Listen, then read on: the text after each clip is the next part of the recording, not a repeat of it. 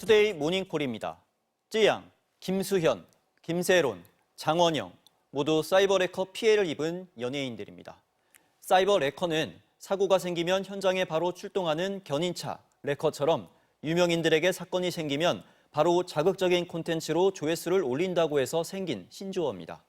실제 한 조사에서 유명인의 자살에 사이버 레커가 영향을 끼친다는 응답이 93%나 달했는데요. 대표적 피해자 찌양의 변호인 김태연 변호사에게 관련 문제점과 필요한 대책에 대해 들어보겠습니다. 안녕하세요. 네, 안녕하세요. 지금 찌양 씨의 심리적 상태나 건강은 좀 어떻습니까? 네, 이제 건강 상태는 비교적 괜찮은 것 같고요. 심리 상태는 사실 뭐 어려움이 있지만 앞으로 해야 하는 일들이 많기 때문에 뭐 힘을 내려고 하시고 계십니다. 좀 사건이 교제 폭력으로 시작된 것 같은데 지금까지 뭐 어떻게 이런 상태가 됐는지 좀 간단하게 정리 좀 해주시겠습니까? 네, 이제 사실은 처음에 이제 교제 폭력 사건이었고요. 다만 이제 공인이시다 보니까 본인이 이런 사안을 공론화하고 싶지 않아서 사실 장기간 그런 교제 폭력의 피해를 감수하셨던 거고요. 가장 중요했던 이유는 본인의 알려지지 않은 사생활이 공개되는 걸 원치 않았기 때문에 법적 조치를 진행을 하지 않으셨는데요. 다행히 이제 용기를 내서 법적 조치 진행이 됐고 결국 이제 전 남자친구이자 소속사 대표였던 분과 모든 분쟁이 해결이 됐는데요. 그 이후에 이제 당시 소속사 대표이자 전 남자친구였던 분을 담당했던 변호사가 이제 찌양님의 개인 정보를 소위 사이버 레카라고 불리는 분들에게 전달을 하면서 그분들이 이를 바탕으로 금원을 갈취하거나 혹은 이제 유튜브 조회수를 올리는 용도로 영상화하는 과정에서 추가적인 피해를 입게 되었습니다. 교제 폭력이나 협박이나 뭐 이런 걸로 인한 고통도 컸을 텐데 결국 사이버 레커로 인한 2차 피해, 3차 피해 이게 좀 더 힘들었을 것 같은데 어떤가요? 네, 실제로도 찌양님이 그 전 남자친구로부터 인한 피해도 힘들었지만 이를 악용하고 본인의 사생활을 악용해서 추가적인 피해를 가하자는 분들이 계속적으로 발생했기 때문에 그 부분이 너무나 힘들었다라고 말씀을 하고 계십니다. 아무래도 사이버 레커들은 자극적인 소재를 찾다 보니까 연예인들의 뭐 좀 과장된 정보, 좀 허위 정보 이런 걸 통해서 조회수를 올리고 있잖아요. 뭐 이런 부분은 어떻습니까? 뭐 심지어는 화교다, 중국인이다 이런 얘기까지 있었잖아요.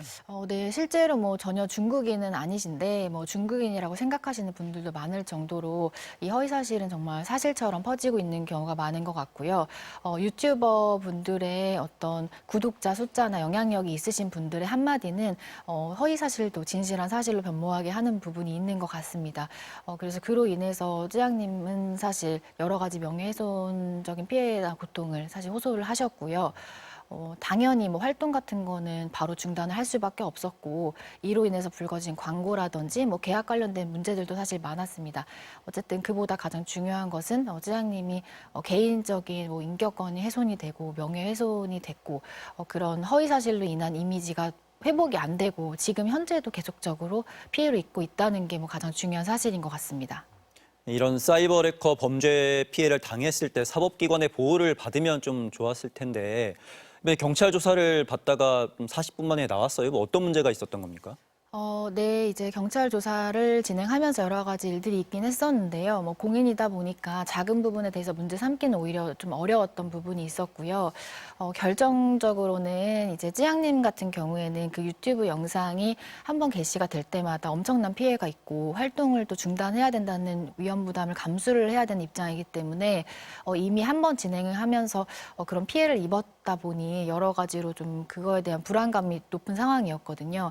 그래서 저희가 이제 결정했던 거는 스토킹 처벌법에 근거한 잠정 조치라는 것을 받아서 1차적으로는 유튜버의 방송을 좀 중단하는 조치를 진행을 했었고요. 실제로 그 기간에는 방송이 진행되지는 않았어요. 그런데 이제 그 기한이 만료가 되면서 추가적인 방송을 할 것이라는 이야기가 들렸고 또다시 이제 쯔양님이 굉장히 불안해하셨거든요. 이런 뭐 영상 같은 거에 게시가 되셔 보신 분들이라면은 이 마음을 충분히 이해하실 수 있을 텐데 한번 게시가 되면 엄청난 트라우마를 겪게 되기 때문에 쯔양님이 너무 걱정을 하셨고 그래서 2차 잠정 조치를 신청을 해야겠다라고 결정을 해서 수사기관의 도움을 받으려고 했었거든요. 그런데 이제 수사기관에서는 조사 말미에 있기 때문에 기록이 검찰에 송부되고 하는 과정이 좀 번거롭다라는 사실상 수사 편의를 내세워서 좀 거부의 의사를 표시를 했고요. 저희가 이제 담당 수사관 설득할 만한 시간의 여유도 없어서 검찰에 요청을 해가지고 급하게 잠정 조치를 받았는데요. 그런 잠정 조치를 받는 과정에서 좀 문제가 있었다고 생각이 들고 그 이후에 바로 불송치 결정이 내려지면서 피해자이자 고소인으로서 알아야 하는 알 권리가 침해가 돼서 이의 신청 과정에서 조금 더 피해를 입었던 부분이 있어서 조사 과정 진행하기 전에 그 부분을 좀 이야기를 했었거든요. 그런데 이제 수사기관에서는 사실상 추가 조사를 진행하더라도 결과에 변함이 없을 거라는 그런 선입견을 좀 배치는 과정에서 저희가 조사 중단을 결정할 수밖에 없게 됐습니다. 결국 수사팀이 교체가 됐잖아요. 지금은 잘 진행되고 있는 건가요? 네, 현재는 지금 다시 사건을 파악하고 계시고요. 조만간 이제 추가 일정을 조율을 하려고 합니다.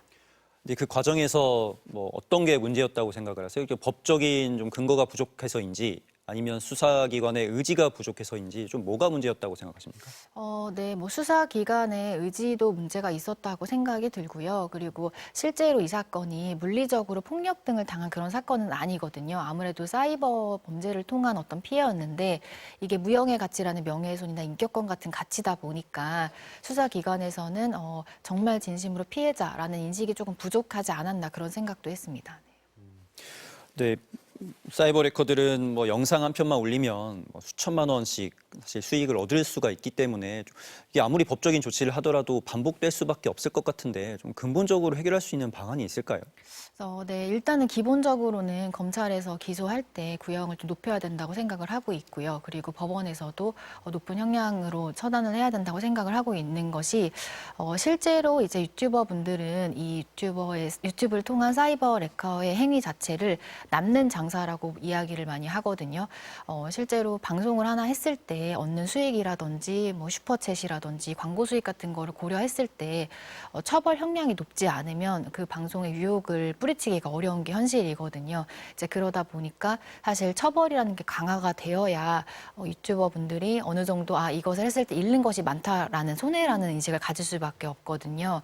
실제로 저희가 이제 이 사전에 진행했던 사이버 레카들에 대한 사건에서도 생각보다는 처벌 형량이 굉장히 높았거든요. 이제 그러다 보니까 이제 주변에서는 이런 사이버 레커 장사를 하시는 분들이 사실상 방송에서 더 퇴출을 하고 다른 분야로 갔다라고 얘기가 들릴 정도로 긍정적인 효과가 있었다고 생각하기 때문에 처벌 형량을 좀 높여야 된다라고 생각을 하고 있습니다. 네, 그런데 유튜버나 그런 포털 사이트들은 뭐 따로 규제를 받고 있지 않잖아요. 그건 어떻게 생각하십니까? 네, 이제 유튜브는 사실 뭐 방송법 규제도 받고 있지 않고 사실 소재 선정이라든지 뭐 엄격한 사전 절차도 진행하지 않다 보니까 좀 자극적으로 어떤 방송을 만들어서 시청자들을 유입하는 그런 경향이 많은 것 같기는 하거든요. 그래서 사실 유튜브 자체도 플랫폼 자체에 어떤 규제가 필요하다고 생각이 들고요.